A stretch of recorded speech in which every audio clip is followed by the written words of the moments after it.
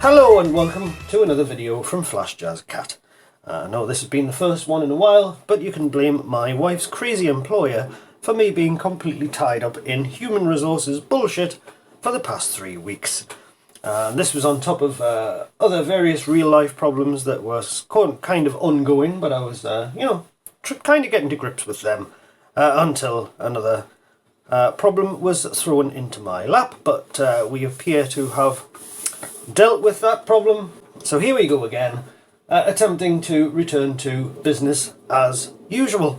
So we're coming up to, or probably have already passed, 2,000 subscribers on the channel. And this is absolutely marvellous news, and especially since it kind of arrived when I was on a bit of a hiatus, but here we are nevertheless. And so the first thing I was sent recently by someone who I'd been talking to online by email, helping them sort out a few problems, and I want to thank them very much for their donations in lieu of firmware licenses, which is very much appreciated indeed. Now this one is from Dan.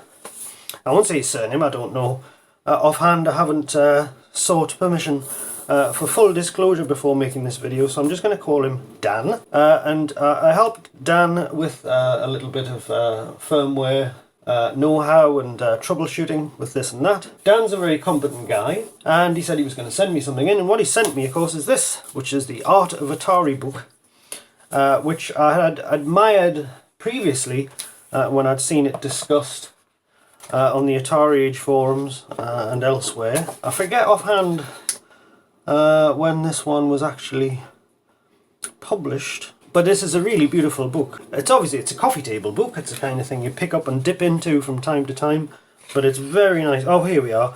Tim Lapatino, that's not that long ago. Tim Lapatino, Chicago, Illinois, March the 25th, 2016 is the date of the introduction. And yes, it's a really beautiful book. I'm not an ardent follower of the game scene, as some of you probably know. But I can certainly, I'm certainly a bibliophile, and I can certainly appreciate a nice book. And just the quality of this book is absolutely gorgeous, and the illustrations are beautiful. And there's a lot of background information about the design of the Atari sort of visual resources, if you like, the whole look and feel of everything. And then we go into the actual systems themselves. And then later on in the book we have all the box art from software and games, and it's just beautiful to browse through. It's a very nice book indeed, and I thought that was a very thoughtful gift from Dan. It's quite a thick book as well. I mean, how many pages we're looking at here? 340 pages. So this is a real Atari artwork bible, if you like. Here we are. A lovely section on the machines themselves, which of course are works of art in their own right.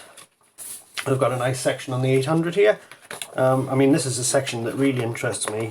We've got peripherals and other systems. So we've got the Atari 800 there, very nicely illustrated. The video music, now I had one of these in a few years ago, as I've actually had my hands on one of these. I've had it apart, messing on with the video output. I can't remember offhand whether they actually accomplished anything there. But what other systems did we actually... Because I've barely even had time to leaf through this thing. There's 2600, of course. I had one of these in a while ago, and I would have made a video about that as well, because it would have been a good one. But again, I didn't have time. So apologies for that. So that's the section on industrial design, which I find especially interesting. So that's a lovely book. Very much appreciated indeed. Yeah, so thank you, Dan, for that. Right, so the next thing that was sent in is this, which is an Atari 400. Now, I've barely had time to look at this as well. I haven't even turned the thing on, as it happens. And of course, since it's only got the RF out on the back, I mean, I could hook it up to the TV here and tune it in on the modulator. But yes, this is... It's got a bit of tape on here, see if we can get the cartridge bay doors. You can see I've done nothing with this. I received this a few weeks ago. Now this is from Mark. So this was sent in by I hope he doesn't mind me telling you, it was Rothschild on the Atari Age forum. I've met him before in person some years ago. He's a very nice chap. And of course Mark, I happened to mention that I didn't have a 400. And I'm going to need a 400 at some point when we're working on the Incognito Lite that Candle or Sin is eventually going to get round to producing when he has time. And that's going to go in the 400, and that's going to make your 400 into something approximating an Incognito 800. Of course, with the exception that it's got this awful flat keyboard.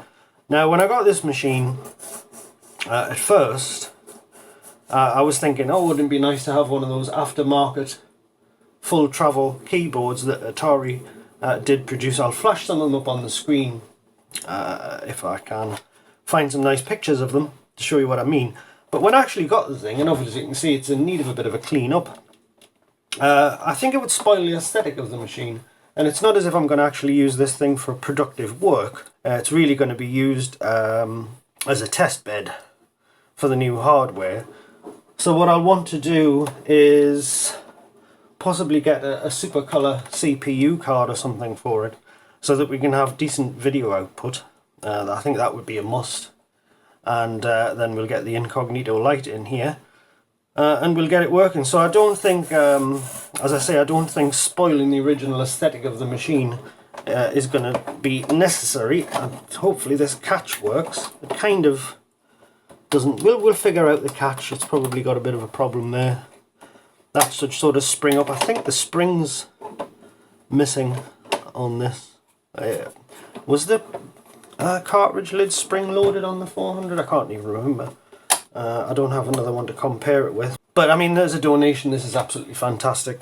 Absolutely over the moon with it. And it kind of completes the collection, because this was the one machine, apart from the consoles like the 2600 and stuff, that I didn't own. It's got a few cracks in the case, but I'm hardly going to complain about that at all. So, yes, thank you, Rothschild, for sending that in. As I say, I'll probably end up putting a video jack up at the back here. Get some nice video output. So yes, I've actually got a 400 now, finally. Great, thanks Mark. Alright, the next one is so big, it's almost impossible to film the damn thing, but as you can probably see, it is a... But as you can probably see, if I can get this onto the desk, but as you can see, it's an Atari 520 ST FM in the box, and this was sent in by Andy, who I've done some work for, upgrading a few machines and such like. And he told me he had an ST that he actually had dropped down the stairs after one of his cats had knocked it out of the loft hatch. I think he's got an office or something up in the loft. So it's come down the stairs with the ladders, and it travelled all the way down the staircase right down to the bottom landing. Not surprisingly, he said it was rattling when he shook the machine, so it obviously sustained some internal damage.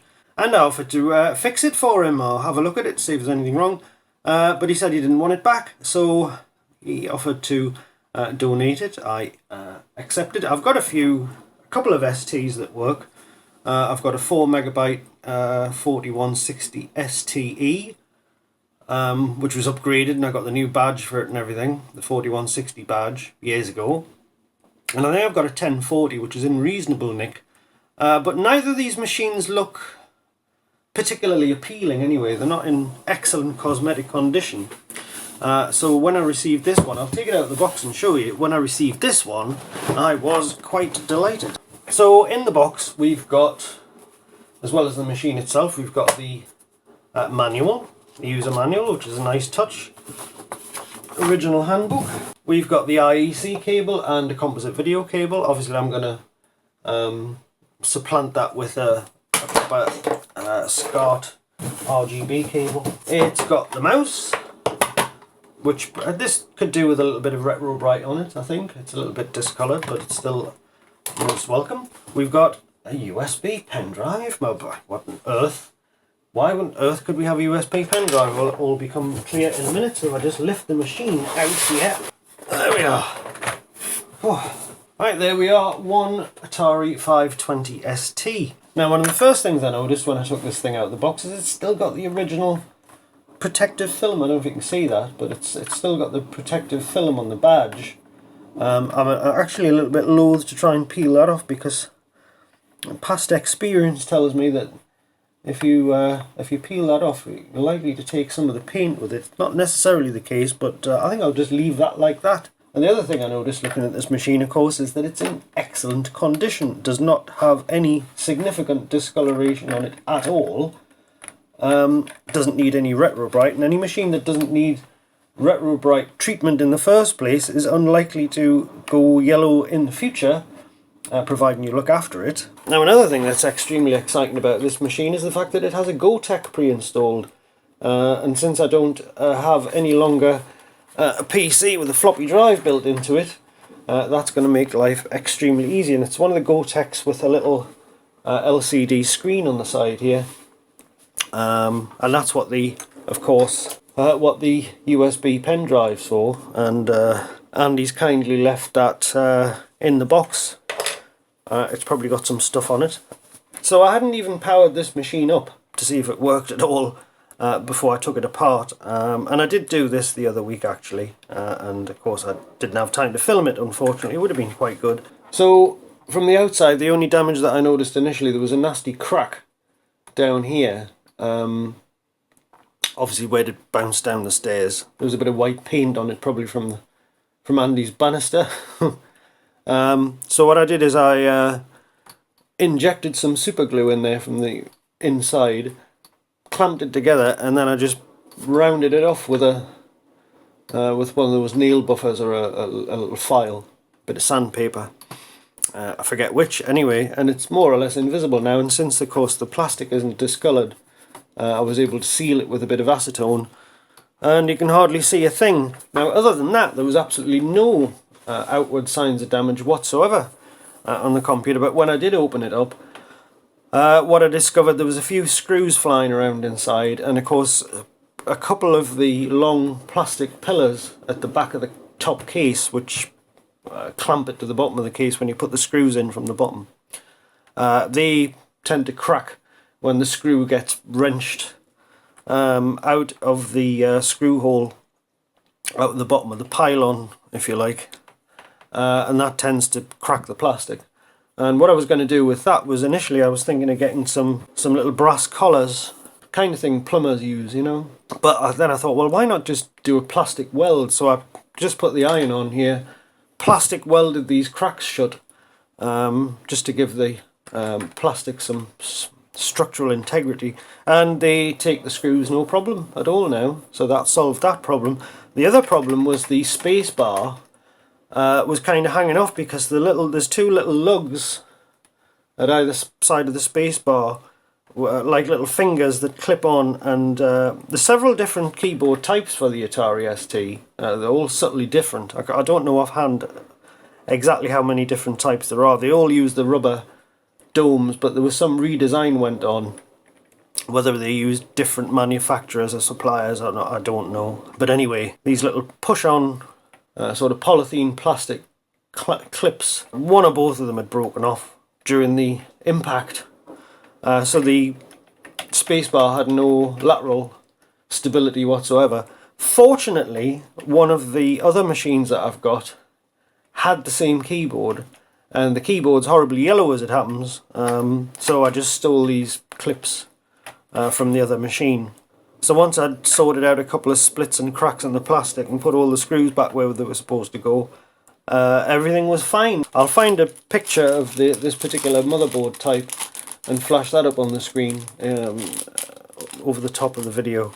What I bought is the parts that I need for a 1 megabyte upgrade on this machine. Now, this particular 520 ST has all the pads for the second 512k of RAM, but it uses these kinds of DRAMs. So I bought cheaply on eBay a few SIMs that have the requisite DRAM types on them, and obviously a bunch of decoupling caps. And I think other than that, all you need is, I think, 330 ohm resistors or something, which obviously I've got lying around. So what I'm going to do is I'm going to bring this one up to 1 megabyte. It does work. I did turn it on, and so yeah, that's what we're going to do. So that's going to be the subject matter for the next video. It should be a nice easy one. So sort of thing you could do with hot air, actually, to just flow these little chips on, or you can just solder them around the side. I'll see what happens when the time comes. And obviously I've taken I've hot aired some of the DRAMs off the sims already. But yes, the machine works fine as it is. It boots up, tested, and the GoTech is absolutely brilliant. So again, I'm very, very delighted with this donation. Not that I get a lot of time to do stuff concerning the ST, but having a nice looking machine like this with the GoTech in it, wow, I'm really, it really does motivate you to actually use the thing. So that's what I'm going to do. So maybe we will have a little bit more ST content in the future to try and balance it out, just so that it's appealing for everybody, hopefully. So that's the ST. So thanks, Andy, for that one. That's absolutely great. Okay, so the next donation, and the last one in fact, isn't an Atari at all, and it's not really, strictly speaking, a donation, but I'm going to feature it anyway because I'm so pleased with it, so I'm going to gloat about it. Is this. So this is a 2015 MacBook Pro. I did already have a 2015 MacBook Pro, but that was built on a shoestring budget from bits and bobs that I had lying around. And it did suffer a failure on the motherboard that I'd bought on eBay at a bargain price to stick into the case. So that one didn't come to a happy end. But so yes, I do use MacBooks for video editing. So receiving another one was most welcome indeed. Now this was actually payment in kind, if you like, for a repair, a very interesting repair to a synthesizer that I sent to Michael Ash, who donated this, by the way. And Michael's a nice guy, and he's into his music, and he's involved in IT as well. And he was kind enough to put some work my way in the past as well.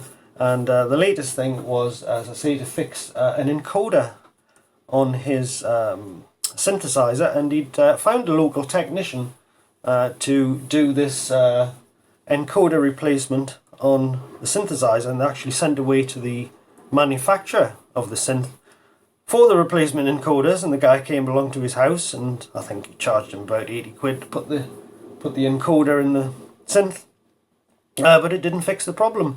So he decided to send it up here, and obviously it looked as if he'd actually received a batch of bad encoders.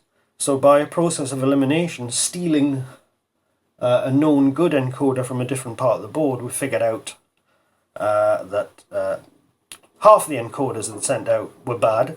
So we were able to get the machine fixed, and as far as I'm aware, he's absolutely delighted with it.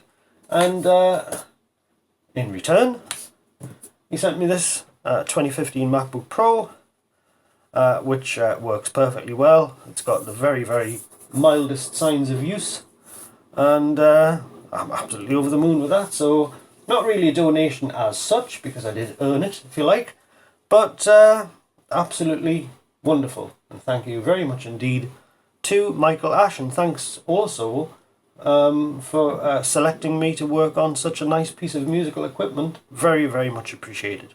Thanks again. Alright, so that concludes our look at the donations from the past couple of months. I don't often get such lavish donations, so that it's all very much appreciated, and thank you again to everybody. And once again, apologies for sporadic output over the past few months, in fact.